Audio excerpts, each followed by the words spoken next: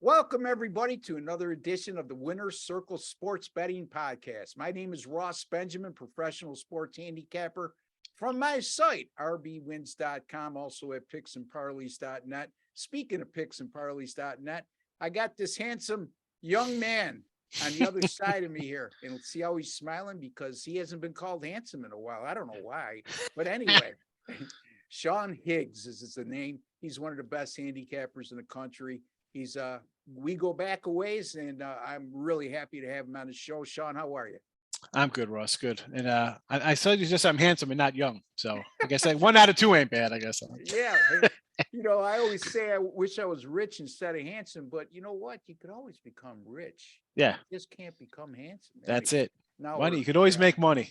Now, after we made everybody vomit, let's move on. We got 2 college football games on Friday night, and we have free picks in each one of those. Sean will be covering Florida State and Louisville, real good matchup there. And I am assigned Air Force in Wyoming. But before we get to those free picks, tell the folks, Sean, where they could find you at picksandparleys.net, obviously, where else they could find you if you so wish. And tell them a little bit about your morning videos you do every day for picksandparleys.net. So I do the, Picks Parlays have been on for a long time, 15 years. And I also do my little show, Midday Money, obviously, midday, 12 noon Eastern, 9 Pacific. That's every day, 7 days a week. I do that. And that's on the Win and Free Picks channel. Same thing. Ross, a lot of these have affiliate channels. So that one is just kind of like, hey, you want to do videos? I said, I'll do a video every day. I don't mind. I come in, talk. So Midday Money is a fun show. I give out free picks across the board, whatever sport's playing. And then the comments come rolling in. And it's like a back and forth, like a talk show, but just me talking. But try to give you my thoughts on the games. If I like them, I don't like them. And we cover a lot. Baseball's pretty good. I think we're up 30-52 in baseball, for the season in a video. And college, I think we're 6 and give me a second. I think we're 6 and 7 in football to start. Not the best out college football, but last year 89 and 71. So, folks, you can't. It's long. One day I might have a 3-3 day. It is what it is. It's a long season, and week 1 in the NFL and week 1 in college football, or even early in college football, sometimes it takes some people longer to catch fire. It's like any sport. Look, it's not an exact science. Exactly. When people ask me, Sean, what are your best sports to handicap? Well, it varies from year to year. I give my best effort and put my best foot forward on any sport that I cover, and it's all the mainstream sports. Like when people ask you that question, what kind of reply do you give them? It's just like whatever's playing, I'm kind of into, right? It's baseball season. I'm full blown in baseball. The key is like for NBA, I'm going to say NBA is my worst because it's during a time when I have NFL, I have college basketball, and that's a sport. I just can't get into NBA. So I'll say that, but also to have a best is, how do you have a best? You have good seasons. You're feeling something. It's wrong. Baseball's doing good. I'm still churning out a little baseball. I mean, I do have college for the year. I'm 55% to start, 23-19. Not terrible. I'll take a little winning day.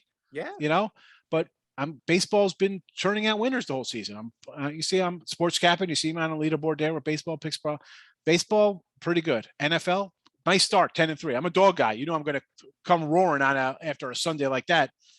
But you just kind of take it for how you're hitting the games. Like, I'm not going to go and be like, oh, it's basketball and hockey start up in 2 weeks for preseason hockey. I'm not going to race to go preseason. Okay, we can make money in hockey, but I know right now I'm having a great baseball season. And NFL and college, 2 sports that for a guy who's a dog, like, Ross, sometimes you could come out and get smacked for a month in NFL if you're taking dogs and going against the public, like, oh, I'm a dog. I got to kind of ride my little numbers with the dogs and this number. A lot of times I could start out 3-10 on a dog in a dog week or 2, so you got to be able to just kind of say, okay, this one's going good. I'm going to keep with it. There's none I'm better than the other. My favorites, obviously, college hoops, baseball, and football. We're talking to Craig. Yeah, no, not Craig. We're talking to Sean Higgs of picksandparleys.net. You could also find Sean at sportscapping.com, as well as you can find me at both of those sites, as well as my own site, rbwins.com. Off to a great start in football, Sean. Went 4-2 in the opening week of the NFL, including a 10-star top play, which was equivalent of everybody else's best bets. Yep. I had the New York Football Giants. Buddy. Yes. Did nice. you have them? I sure did. Plus the 5.5 outright over the Yes. Tennessee Titans. I love seeing that when you have an underdog. Also, last night I had Seattle. Seattle. Never in doubt. Outright winner, never in doubt. It's Seattle and the under. You know, we've been talking. We talked about this earlier. You know, at one of our prior shows, how we thought that Denver was going to be overrated and especially early on overvalued. And, yes, that was a perfect example of such last night. And I tried to keep explaining to people that today. I'm like, people are like, I can't believe the guy fumbled. Listen, you can't predict like fumbles and stuff handicapping. You kind of think, oh, maybe there'll be a turnover. Okay, you can't put that into the number. You can't do that. This game for me was a dog play, and I liked it at 4 back in June. So 7, it's like, wow, all right. I guess I still got to take it. You know, I mean, my thinking was simple. Russell Wilson left these guys. The whole team's mad at him. New offensive coordinator, defensive coordinator, head coach, and a quarterback that never threw a pass in August. What I tell you guys about Nathaniel Hackett, the biggest boneheaded move they made was hiring him as a head coach. I had him here in Buffalo as an offensive coordinator under Doug Marrone. He did similar stuff, and the only one who kept him under control was Marrone when he was here. But how he handled the clock, oh my goodness. 1 minute and 10 seconds. You don't take another play with 3 timeouts. How much did you sign Russell Wilson for? Exactly. Russ, didn't they say he left because like, what's his name, wanted to play more of like a pounder, run the ball? You gotta let Russ cook back there. Let him play. Well, you're getting $45 million a year, and they just attempted a 65-yard field goal instead of letting you throw the ball. Right. And the second half, you were moving the ball better. What? How many timeouts left? 3. Okay. At midfield, 3 timeouts. And you're 4th and 5. I trust my kicker better than our quarterback, is what you're saying. For a record-breaking field goal attempt on the road, it would have been the second longest ever. I mean, that's just right. That's here. We're picking hairs. But it's a 65-yard field goal, and you just signed a guy for $45 million a season. Yeah, I can't even see 65 yards anyway. Talk about college football a little bit too. You know, Notre Dame, dose of reality, man, not that good. We said it before the season started. And obviously that was a fluke cover against Ohio State. I mean, it is what it is. I mean, as much as I want to say people about Denver should have won. Like Ohio State should have covered that game. Coulda, woulda, shoulda. If you watch the game, you saw how bad that Notre Dame offense is. It's pathetic. Last week, I mean, this week, I got Cal at a 13.5. I think I got Cal 13.5. What are they down to? Might be I got a Cal 17.5. I'm sorry, Cal 17.5. That's down to like 9.5 or 10, if I'm not mistaken. Correct. 17.5 at an opener. I mean, what? How are they even double-digit favorites? That terrible offense. I mean, Cal really hasn't played anybody. They're 2-0. They beat UNLV, and how's Notre Dame favored over anybody? They just lost to Marshall. I know. I mean, the Marcus Freeman hire. A lot of people are questioning that at this point. I know he's popular amongst the players, but popularity doesn't win you games. Sometimes, see how popular he is after this week. See what happens. Maybe they'll pull out a little win, and it'll be a feel good win. Like, look at that, we took care of business. 23-17. I just can't envision them blowing Cal out. I mean, no, I can't envision them blowing anybody out. Maybe Navy. I don't know. Well, Navy's bad. Navy's bad. All I can say, exactly. They lost their quarterback for the season now. Yep. They're going with their backup. He did get a little bit of time last year. But at the end of the day, man, oh man, I don't want to beat a dead horse. You're Notre Dame. You always have these top recruiting classes. You're iconic in terms of the branding in college football. How do you not get a dual threat quarterback or a top prospect to come to Notre Dame? Because they haven't had one. No. And like we were talking about this last week, against a premier team, the elites, they're not going to compete because of their standards. No. But against these small, this is why they should have 11 wins every year, because they should beat up everybody else. And people are like, oh, it's Notre Dame. Yeah. And they're usually pretty good. but then they Yeah. go to the playoffs and get trounced by 20. Well, that's what I was going to say. Even when they do have a great year, and some of that is scheduling too, because in those 2 years that they got to the college football playoff, you can make a strong case. They probably played the weakest schedule amongst the 4 teams that made it there. Yeah, playing And down then they USC can't compete teams. once they get there, right, Yeah. Craig? I mean, it's like men against boys when they get to that point. And I can't with the people like, we got to explain the playoffs to 12 teams. How do you explain? And I don't explain. No way, 12 teams. Yeah. I mean, maybe you want to do 6. Maybe I could get it to 6. Yeah. I mean, I don't want to hear about, well, Texas gave, what's his name? Alabama a run. All right. I mean, they gave him a little bit of run. Is that? But you know what I'll say about Alabama is people better wake up to the fact that since last year, they've not played well in true road games. No. And I don't want to talk about like I'm a genius after the fact, but I did have Texas. Anytime I see a team that's 80% of the money and 80% of the tickets are going that way, and you're laying that big a number on the road against a team that's not bad. I mean, come on, you know. And then you're getting 3 Texas, touchdowns. Yeah, exactly. So, yeah, I mean, Texas very well could have won that game, and you know, Probably should have won. They should have won the game involved too, because when you look at the total yardage at the end of the game, Sean, it was virtually even. Couple crazy penalties there. They should have won that game. Yeah. So, any other interesting observations in week 2 of college football you want to share? Well, Frost got fired, which he should have got fired after week 1. I got to ask your opinion on that, but go ahead. I want you to finish your thoughts. Yeah, fired. He should have been canned after the first week. I mean, blowing with that game. And that line, again, that was an opener of like an 8, went up, shot up to a 16, now down to like an 11. I don't understand the buyback on Nebraska. Is it because of, well, they lose close games? Yeah. I don't know. A, it's a rivalry game. B, it's the public's intuition that they'll respond to the coach. New coach. I get it. Now, let me ask you this. To me, I don't know. I'm not the most intelligent guy in the world, but, you know, I'm not dumb either. So I thought they should have fired Frost at the end of last season. They decided to keep him on, right? This baffles me. I saw this with Les Miles at LSU a few years back, where he was on a hot seat. Are we going to keep him? Are we going to hire him? They kept him. They fire him after 2 games. They fire Frost after 3 games. Look, I don't know what goes on behind the scenes. I don't know if some we were just talking on the Power Hour on Picks and Parlays Power Hour. We were talking, and Craig mentioned the fact, well, you know, Craig Trapp, that is, maybe some booster just came up with 7.5 million and says buy him out.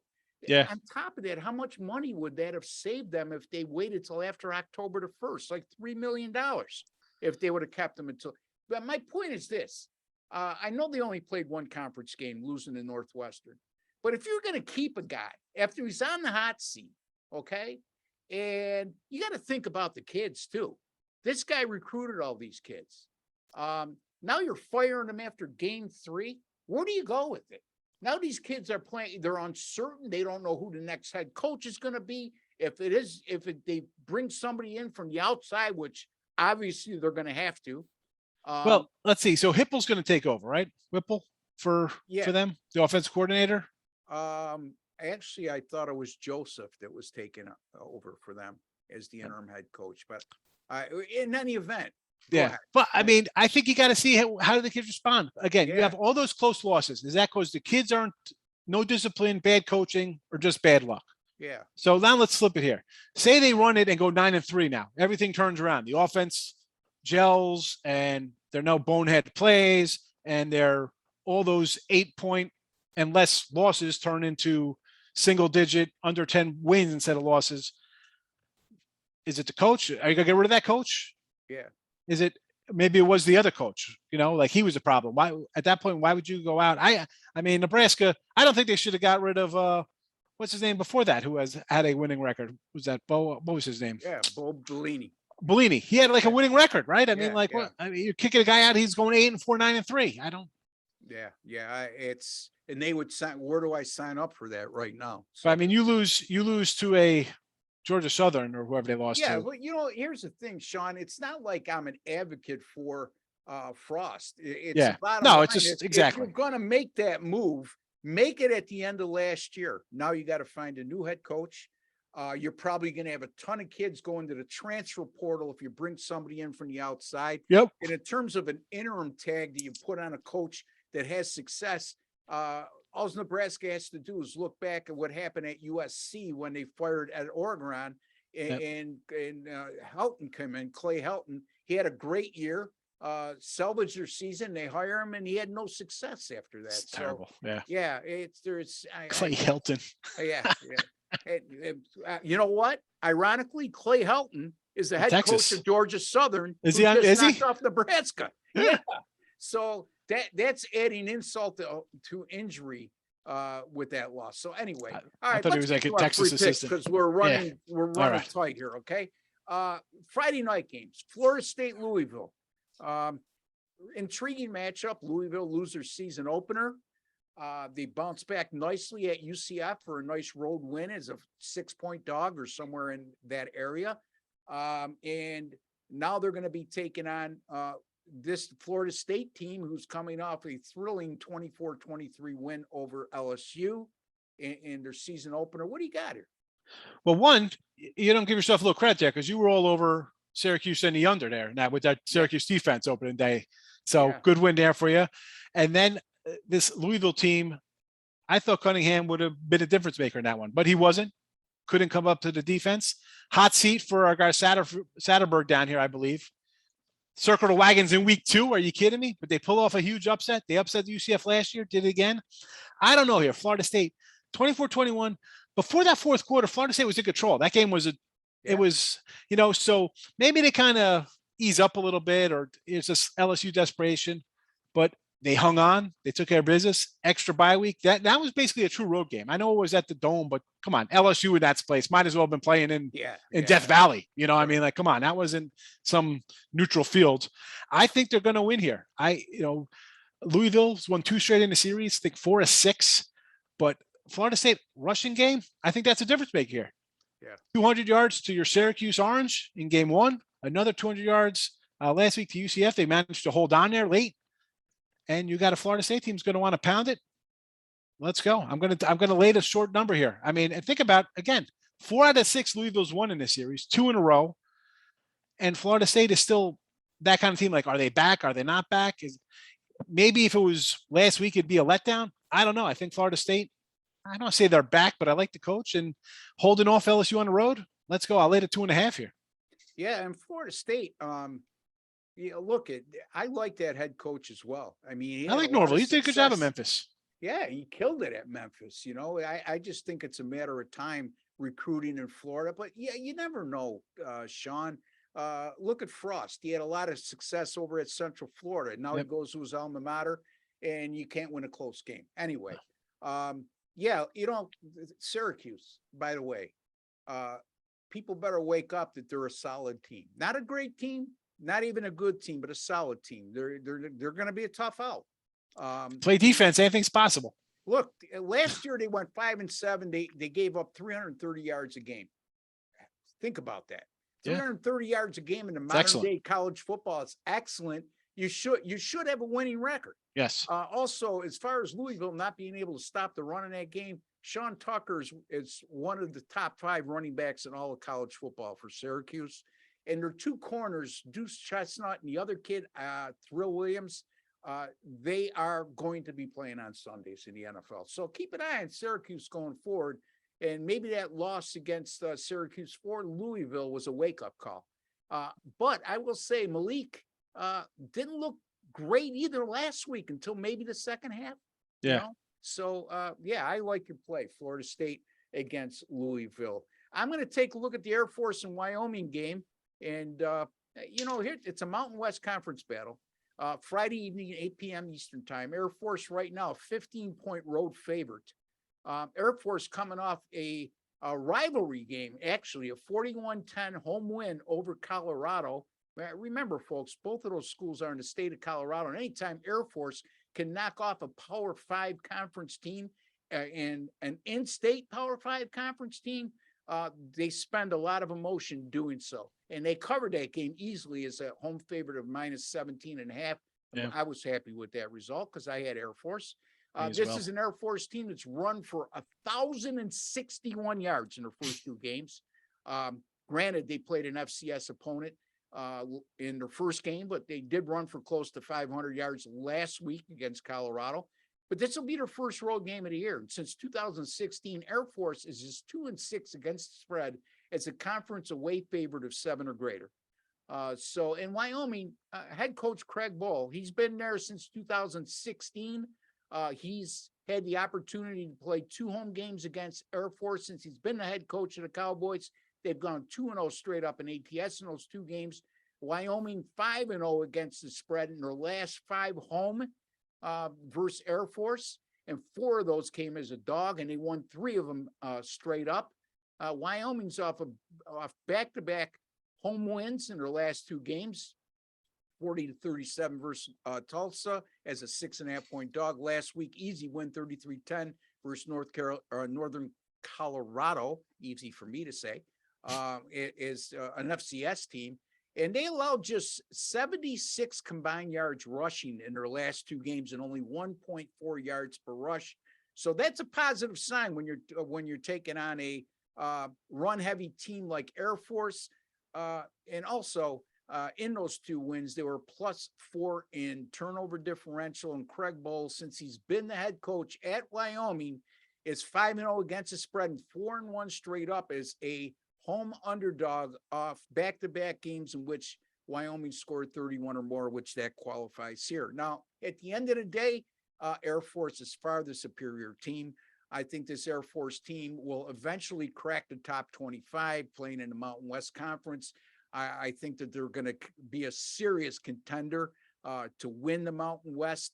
And but in this particular spot, coming off that win against Colorado and Wyoming off 2 wins in a row, a bit of momentum, playing at home and with some decent history at home against Air Force, I'm going to take a shot here, Sean. I'm going to take Wyoming plus the 15 over Air Force. Your thoughts? I agree with you. I have I got a Wyoming 17 and a over 49.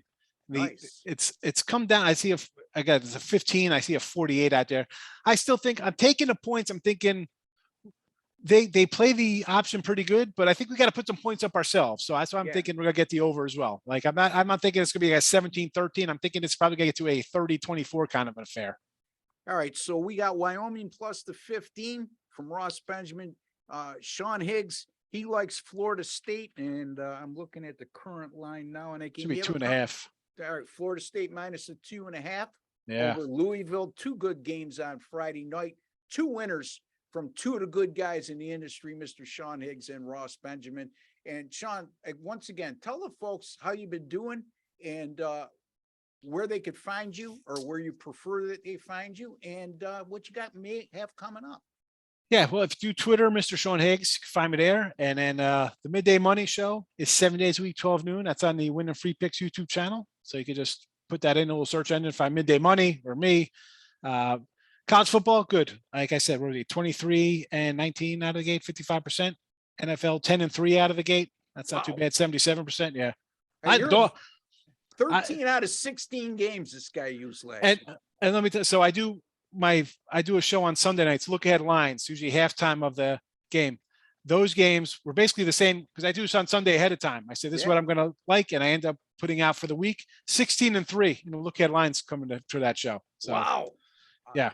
Yeah. You have to check out that show. It's right on the homepage of picksandparleys.net. You'll see it in the top right-hand corner. You'll see that mug right there. So it's a good run so far out of the gate. I'll take it. 16-3. Where do I sign up for that? Yeah. So that's you just come watch the show. Come on in. Yeah. You know what? I mean, I had a pretty good week in college football and the NFL, off to a 9-4 start in college football, but pale in comparison to 16-3. But I'm 9-4 so far, and then in the NFL, a 4-2 start. Like I said, 10 star top play on the Giants. So you can find me at rbwins.com, and there. My single game and multi-game packages are guaranteed, folks. You won't get your money back if you don't win or make a profit, but I will credit your account the exact price of your purchase price if you don't win and you don't make a profit. So rbwins.com, off to a red hot start college football and the NFL, 13-6 combined. And you could find Sean at picksandparleys.net. And don't forget to check out his daily video. Does a great job with that show. Gets a lot of audience participation. You'll be able to chime in and ask him anything you want or disagree with some of the stuff he says. Yeah, you never know. It's fine. Sean, always a pleasure, my friend. You have a great week and knock him dead again this week, my buddy. I'm gonna try. We're loaded up already. I got like 10 games in NFL. You know that. I'm There you ready to go. He gets down early. He plays a lot, but he wins a lot. That's the key. I mean, I'm not a volume handicapper. I don't have anything against the volume handicapper, especially one that wins on a consistent basis like Sean Higgs. Yes. All right. So Thanks, until Ross. next week, when Sean returns again next Tuesday, I'm Ross Benjamin, and for Sean Higgs as well, we like to wish each and every one of you all the very best. Good luck and God bless, folks.